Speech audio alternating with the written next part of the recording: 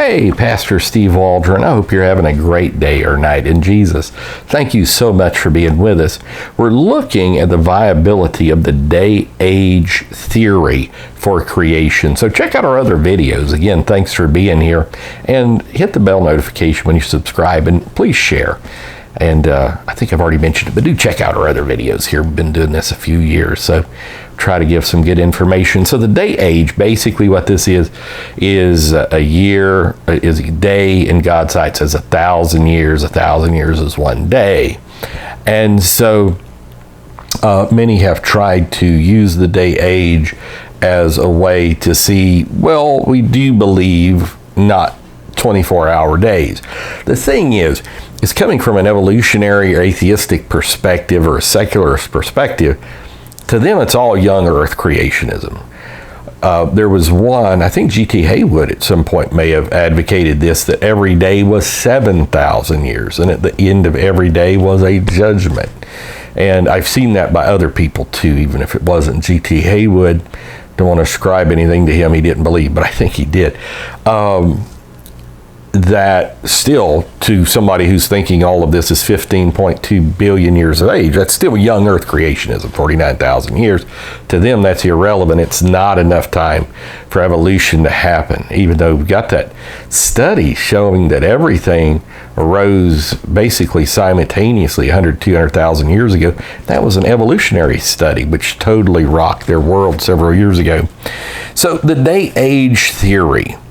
So there's a gap theory, the post-Adamic gap theory, on and so forth.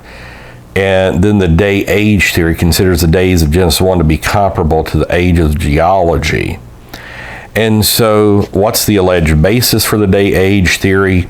Now, I've got friends of mine that they think just the first 3 days were day age, and beginning with the fourth day, it was regular 24-hour days.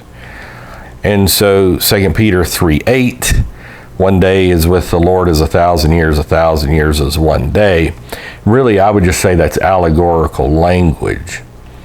And so how can the day age theory be refuted? It's an proper interpretation of 2 Peter 3:8. It's not a mathematical formula. It's just saying that God dwells in eternity, really. The inadequacy of the day age, 1,000-year day, if we reach the 6 periods were of equal length, then 6 days would result in a 6,000-year period of creation, but 6,000 years is not an adequate way to make the system work.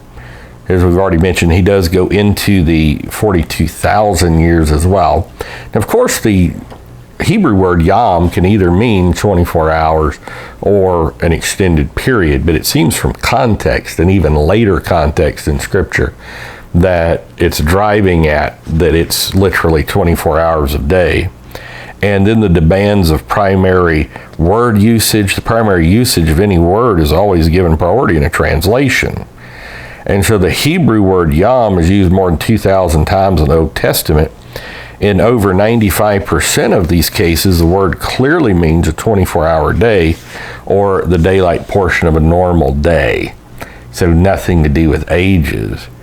And then the numerical qualifier demands a 24-hour day. And you go into the evening and the morning,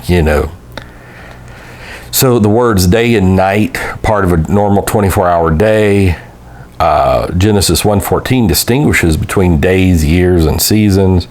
Symbiosis, this is the big one for me, requires a 24-hour day. That we're all dependent, animals, on flora and fauna for oxygen. They're dependent upon us for carbon dioxide, besides all the other symbioses that are out there, bacteria and various birds and bees and all of this. And and then he goes into their survival. This is number 9 for him. I may have skipped a couple that I felt were redundant. The survival of the plants and animals require a 24-hour day. And then the testimony of the 4th commandment. This one again really stands out to me. Remember the Sabbath day to keep it holy. 6 days you shall labor and do all your work. The 7th day is the Sabbath rest of the Lord your God. And then he compares it. Okay, we've got a 7-day week. For in 6 days the Lord made the heaven and the earth, the sea, and all that in them is, and rested the seventh day. And so then you have the theological problem of sin and death. If you've got things dying on the third day, plants and all this, then it's going to, and the animals created on the fifth day, it's going to make it moot point that death entered the world through Adam. And I would say, I made a video about this years ago, I think, that it's not just talking about human death, it's talking about death overall, because in Romans 8 it says the whole creation groaneth and travaileth and pain together until now, waiting for the redemption of the sons of God. So people say, well, they ate plants, it killed the plant. No, it didn't kill the plants. I mean, you can eat an apple without killing an apple tree. You can chew an herb without killing the root of the herb, especially when you're in the garden, when you're in a perfect state.